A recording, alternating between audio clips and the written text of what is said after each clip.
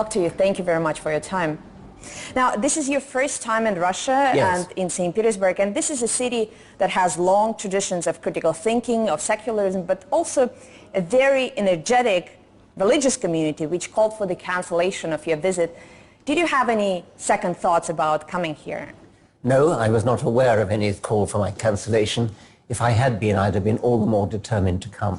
What is the reception that you has been receiving so far? Do people know about you in this country? I've had a magnificent reception, huge crowd at the Geek Picnic, and then the gigantic book signing queue. I don't know how many books I signed, but it went on for nearly 2 hours. Now, you know, you come here at a time when the city is galvanized over the fate of its largest cathedral, which also happens to be the fourth largest cathedral in the world. And it has a very interesting history because back in the early Soviet times it was turned into the Museum of Atheism. There was even a Foucault pendulum there installed to demonstrate Copernicus' ideas, but now the church wants it back. And I wonder if that really demonstrates that neither atheism nor religion can ever decisively win this battle for hearts and minds. In a way, your own cause will never be fully realized. I look forward to seeing the cathedral very much. I love seeing cathedrals. I don't want to enter into any local political disputes. But local is global these days, if you speak about the value of critical thinking. I want to see religion die. I mean, I despise all religion. On the other hand, a beautiful cathedral is a beautiful cathedral. And I value the artistic contribution that religion has made over the centuries. But don't you think that despite all your efforts to popularize critical thinking, to popularize atheism, religion seems to be having some sort of a comeback, not only in this country, but also around the world? Well, give us a few more decades. In America, for example, which is one of the most religious countries in the Western world, we're winning. I mean, the number of religious people is going down. I'm aware that there's a bit of a backlash in Russia. I take it that that's a backlash against the communist regime rather than against atheism per se. And it's because atheism was the official state doctrine under communist rule. I could easily imagine that people would rebel against that because they're rebelling against the oppression of communism. I know that when believers want to rebuff your intellectual attacks on religion, they often bring up communism or Stalinism as an example of atheism going wrong. And I know that you always refuse to blame atheism for the excesses of communism. Why? It's ludicrous to blame atheism for the excesses of communism. It's nothing to do with it. You might as well blame moustaches because Stalin and Hitler both had moustaches. Atheism has absolutely nothing to do with the excesses of communism. Well, it's interesting you say that because, you know, Stalin in particular was an interesting person because in his early years, he was trained to be a priest. And there are still doubts whether he fully abandoned those beliefs because Indeed. Later in his life, he was protective of certain religious hallmarks. So I wonder if one person can really combine both the belief in, let's say, either atheism or at least critical thinking and scientific way of development and some sort of superstition. Well, Stalin may have done that. I mean, Stalin was one of the most evil people who've ever lived, and so I wouldn't want to hold him up as an example of anything. He clearly was just doing bad things for all sorts of queer reasons. Whether or not Stalin was an atheist, you cannot blame atheism for Stalin. Now, if you study the early Soviet history, it wasn't only about atheism, it was also about scientism, this belief that science will dramatically change the makeup of this country and the makeup of its people. There was even a talk about Homo Sovieticus being a new stage of human evolution, and we all know how it turned out. Many scientists I talked to believe that that was because of a gap between scientific development and the ability of human society, its moral norms, its ethics to catch up with it. Is that still a challenge today, the gap between science and morality or ethics? The Soviet system spectacularly failed in my own field of biology.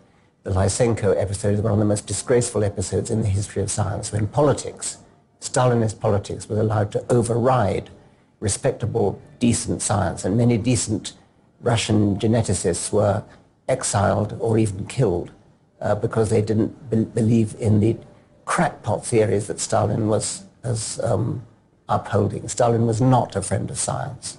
But I'm asking you not so much about the past as about the present, because on the one hand we live in an age when the scientific knowledge is generated and applied at a faster pace than ever before, but on the other hand we see some human behavior, especially in the Middle East, that we haven't seen in the last, let's say, a couple of decades, maybe even centuries.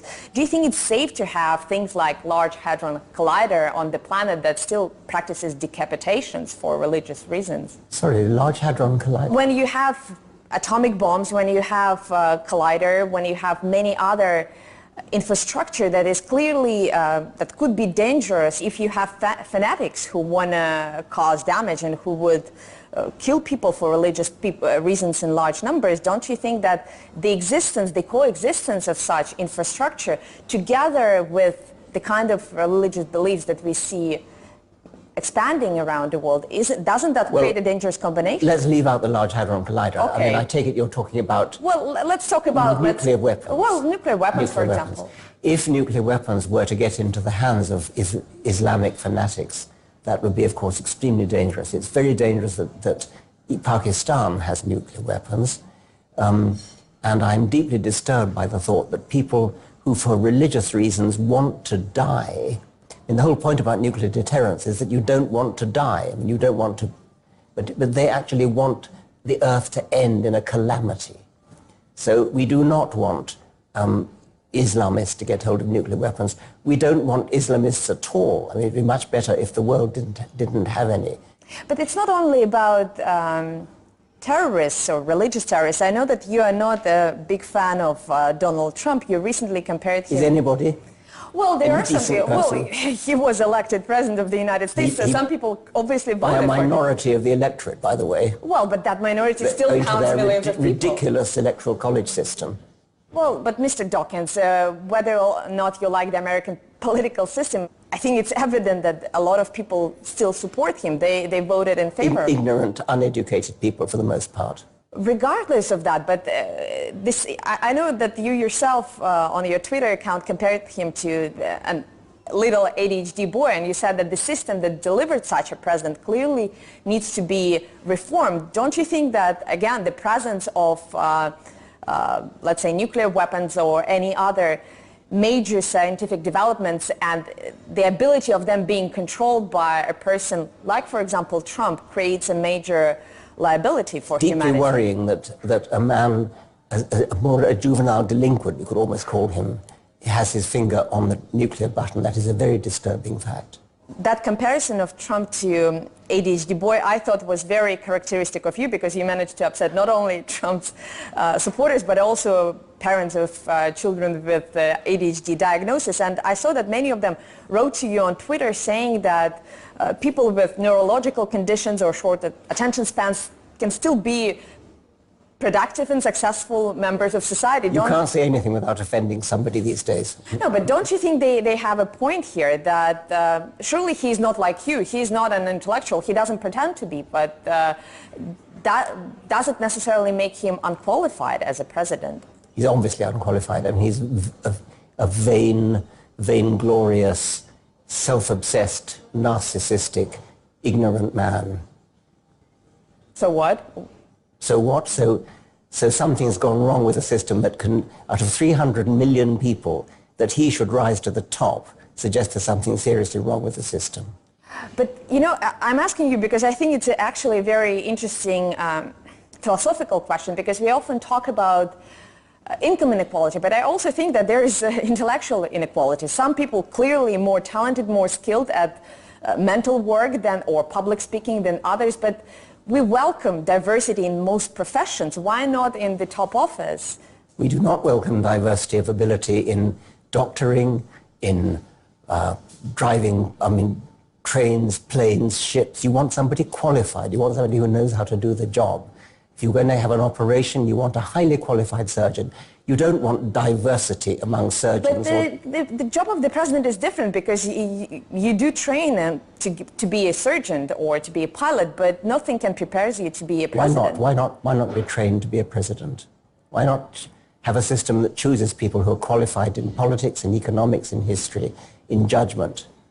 But, I'll give you an example of, let's say, Barack Obama, who was as, bona fide intellectual as it can be, but many people in Washington believe that he suffered from an opposite malaise, processing too much information at the expense of efficient decision-making. So, again, don't you think that Trump may bring something different to that office? Barack Obama was less successful as a president because he was up against a Congress that wouldn't let him do anything, probably for racist reasons.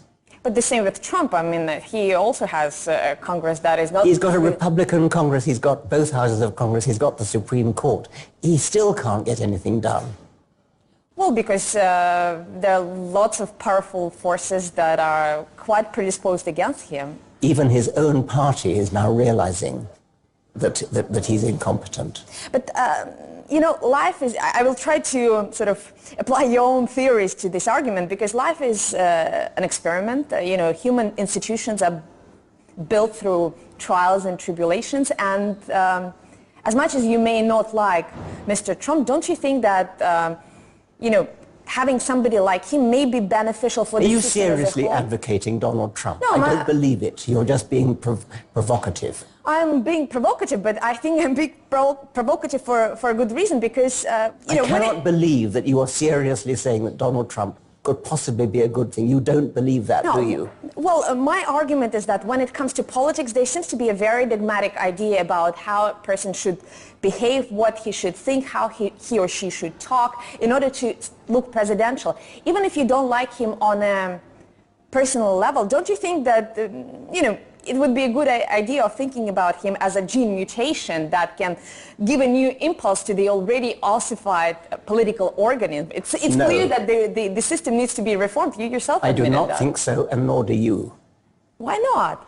But, I mean, how else could you upset the system that is very rigid in the way it operates? You would not wish to upset the system by electing somebody incompetent, ignorant, and clearly not fitted for the job. But isn't that what evolution is all about? No. Introducing a mutation that is not... No. Come on, stop this. You're talking nonsense, if I may say so. Why?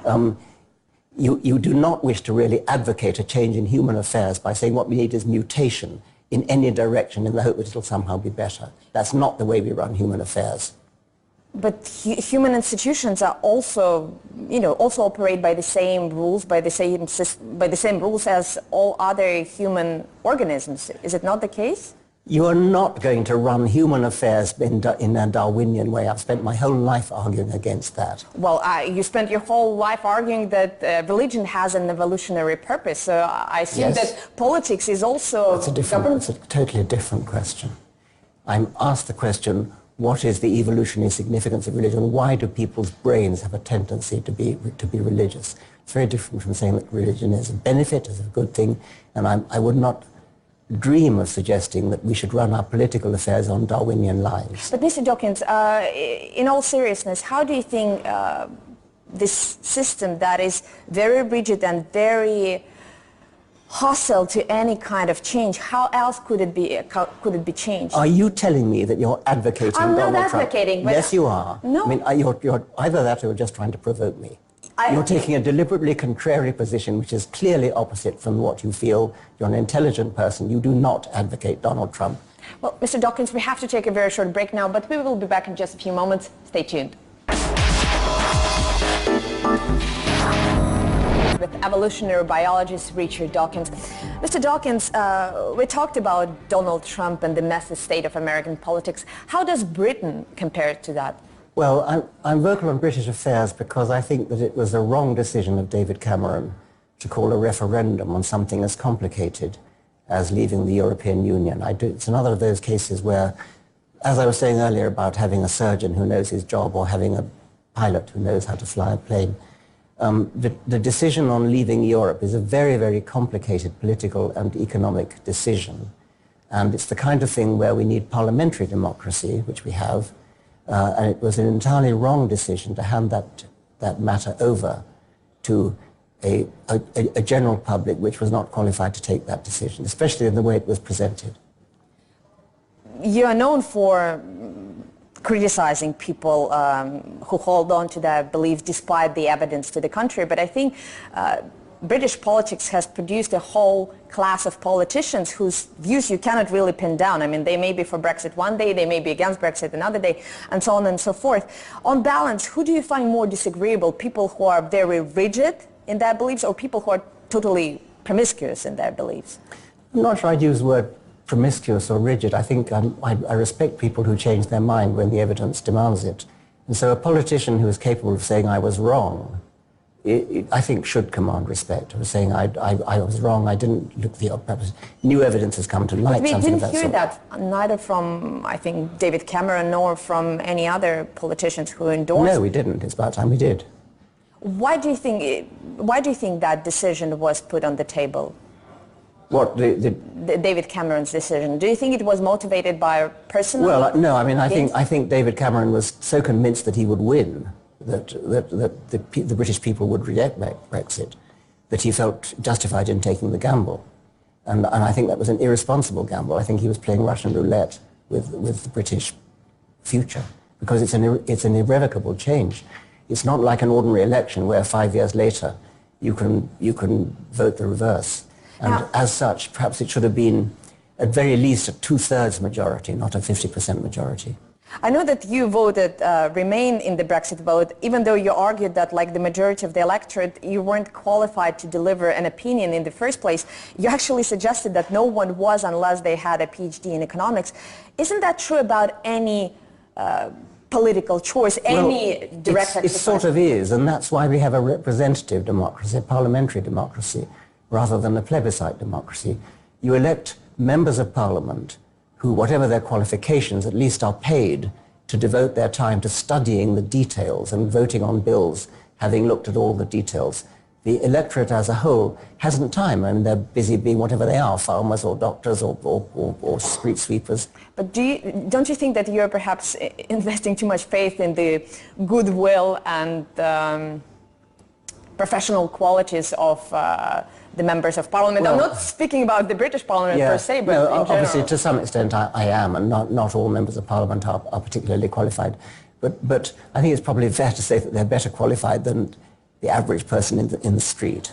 Now, you spoke in favor of a second referendum. What makes you believe that the voters would be more rational and more qualified to deliver that? I don't know, but I think that after a year, maybe after 2 years, when the terms of the negotiations become clearer, people might well change their mind. They might realize, I mean, certainly a lot of people, the day after the vote said, oh dear, I never thought that would happen. I was only voting because I wanted to give David Cameron a kick. If you looked at the opinion polls, they're fluctuating up and down all the time. You have a definitive vote, a 50% majority, which is going to affect the rest of the country for a very rest of time and rest of history. And it just happens to be on the very day when the population but that's what politics in many Western countries is all about. That's how Donald Trump at the end was I know, elected, but then you too. get another chance 4 years or 5 years later. This is an irrevocable decision. Now, whether or not there is a second referendum, it seems that both the British and European officials are effectively dragging their feet when it comes to negotiating the terms of the exit. Given your understanding of British politics, do you think politicians still have a chance of sabotaging that vote? And would you encourage them to sabotage that decision? Well, I think there is a possibility of that. I think that as the negotiations get more and more underway, people will realize how formidably complicated it is, and they will realize that the consequences of this fleeting vote on one day, June the 24th, 2016, the consequences of this are so complicated that it might be worth taking a second look. Correct me if I'm wrong, but I think your argument has been that Brexit is primarily about economics. I mean, it's so complicated that it's difficult for people to comprehend all the economic consequences. But when it comes to ignoring plebiscite, it's a political decision. It's about perhaps undermining people's faith in politics and, exercise of democracy. Is it worth ignoring that vote or overriding that vote for the sake of some economic issues? If you must have a referendum, you could have a referendum on some simple issue like, say, fox hunting. But to have a referendum on something as complicated as Brexit seems to me to be an act of irresponsible folly. Can I ask you one more question on that? Because in one of your articles, you said that the single most shocking message conveyed during the Brexit referendum campaign was don't trust experts. And it's very interesting to me because when it comes to religion, you always argue against argument from authority. And believing in experts is ultimately an argument from authority. There's a very important distinction here. I am a biologist. I don't know about physics. So to the extent that I accept the findings of physicists, I'm accepting the views of experts. I'm not accepting them because they're authorities. I'm accepting it because I have faith in the methods that are used by physicists. And I trust that although I am personally not qualified to understand modern physics, I am qualified as a scientist to know that these methods are in place to make sure... Absolutely, but politics is not precise science, so the experts you hear on television... It's less strong in the case of politics, but in the case of just simply complicated affairs, to make a vote when you have not looked at it at all, at least the people who are involved in Parliament, the people involved in negotiation, the people in Brussels, these are people who know a lot about what goes on. So I don't regard it as an argument from authority. I regard it as an argument from people who have spent time and effort to understanding, to working on the details. But who may also have vested interest in continuing this law. But the system is imperfect. But the system of representative democracy, the system of civil servants who are paid to look at the details in great detail, I have more faith in that than I have in the person on the street. Now, I've been a very big fan of yours over the years, but I noticed recently that you've become far more political, I think, than before. You previously spoke more about religion. Now I think you spoke both about religion and about politics. Do you think politics has finally become sort of a new religion for people, something that energizes them a lot? I'm not sure I'd say that. I became concerned about Brexit, really because the reason I've said I don't think there should have been a referendum. I'm concerned about American politics. I've long been concerned about American politics, actually. I don't think there's anything particularly new in my interest in politics, but I do know when I don't know. I mean, people have been asking me in Russia about developments in Russia, and I simply say I don't know. I think when you compare the amount of discord, hatred, and sometimes violence that politics generates, it can be compared to religion. In your own country, you had an MP assassinated for political reasons. Yeah. Don't you think that may make religion a sort of outdated target for rationalists like yourself? Don't you think that it is perhaps extremism and intolerance that you are actually after rather than, let's say, religious beliefs? That's a good point. I mean, and actually, if you think about the great wars of the 20th century, they were not about religion, they were about nationalism. And in the case of Hitler, racism. Tribal loyalties, perhaps, manifesting themselves in political discourse is a very, very serious source of violent discord. Now, there is a lot of talk these days around the world about the need to reform schools from being a place where people acquire knowledge to being a place where people learn how to think, how to do the mental work. Since you've been doing that most of your adult life, I wonder how students could be taught to enjoy and excel at an intellectual labor, because I think many people do have this perception that physics, chemistry, other sciences are simply too laborious, too complicated, too difficult to... Well, they are hard, there's no doubt about it. Biology is less hard, and that's my subject. I confess to not understanding most of modern physics, and I wish I did. But is it a skill that you can develop, I guess, the mental capacity? Is it something that you can train as a muscle? Do you get better? Yes, to some extent. I mean, in the case of physics, a lot of it's mathematics, and you can be trained to learn mathematics. I think what I think about science is that it's hard but worth it. I sometimes deplore the tendency to promote science as fun, sort of whiz-bangs and things like that. You think it has to be difficult? No pain, no gain? I think it is difficult, and I think that it's worth trying to master it. I know that you recently spoke in favor of introducing the study of religion as part of the school curriculum, and I think it's a very hotly debated subject in this country, not only about what should be taught, but who should teach it. More specifically, whether it is believers or non-believers who have to teach religion. Do you have any opinion on that? Yes, I think the important thing is to teach about religion, not to indoctrinate with religion. So a child should be taught there are lots of religions in the world, and this is what they believe, and this is the history of them, and the history of how they've interacted with each other, how they fight each other. It's so important that people should learn about religion. What is truly wicked is teaching children, you belong to this religion. Arguably, some countries disagree with you, because the authorities in Turkey just the other day announced that they are going to take evolution off the school curriculum, and their explanation for that is that the study of evolution is too complex, too controversial, too difficult for students to comprehend. Well, it's not controversial, and it's not that difficult. I'm absolutely sure you strongly disagree with that, but what do you make of the fact that the study of evolution is once again up for discussion, even in a relatively modern country like Turkey? Any country that seriously thinks that religion is controversial and therefore should be taken off the curriculum should evolution. Evolution should be taken off the curriculum shouldn't be taken seriously as a modern country. Well, Mr. Dawkins, it's always a delight talking to you. Thank you very much for being here. And to our viewers, please share your comments on our Twitter, Facebook, and YouTube pages. And I hope to see you again.